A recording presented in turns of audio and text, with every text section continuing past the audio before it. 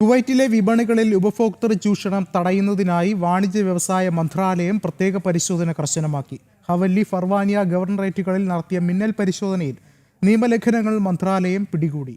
ഉൽപ്പന്നങ്ങളുടെ ഗുണനിലവാരത്തിലും വിലയിലും കൃത്രിമം കാണിച്ച സ്ഥാപനങ്ങൾക്കെതിരെ നടപടികൾ സ്വീകരിച്ചിട്ടുണ്ട്.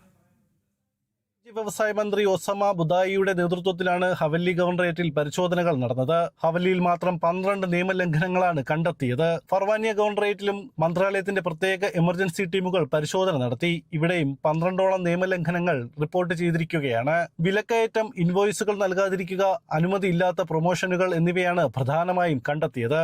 ഇറച്ചിയുടെ ഇനവും ഗുണനിലവാരവും മെനുവിൽ വ്യക്തമാക്കാത്തതും പിടികൂടി. ഉൽപ്പന്നങ്ങളുടെ നിർമ്മാണ രാജ്യം രേഖപ്പെടുത്താത്തതും തെറ്റായ വിവരങ്ങൾ നൽകി ഉപഭോക്താക്കളെ കബളിപ്പിച്ചതും ഗുരുതരമായ നിയമലംഘനമായി മന്ത്രാലയം കാണുന്നു. പിടികൂടിയ സ്ഥാപനങ്ങൾക്കെതിരെ നിയമ നടപടികളും ആരംഭിച്ചു. റമദാൻ മാസത്തിന് മുന്നോടിയായി വിപണിയിലെ വില നിലവാരം സുസ്ഥിരമായി നിലനിർത്താൻ വരും ദിവസങ്ങളിലും പരിശോധന തുടരുമെന്ന് അധികൃതർ വ്യക്തമാക്കി. ഉപഭോക്താക്കളുടെ പരാതികൾ സ്വീകരിക്കാൻ മന്ത്രാലയത്തിന്റെ ഹോട്ട്ലൈൻ സേവനങ്ങളും സജീവമാണ്.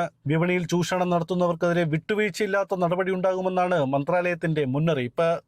ജനം, കുവൈറ്റ്.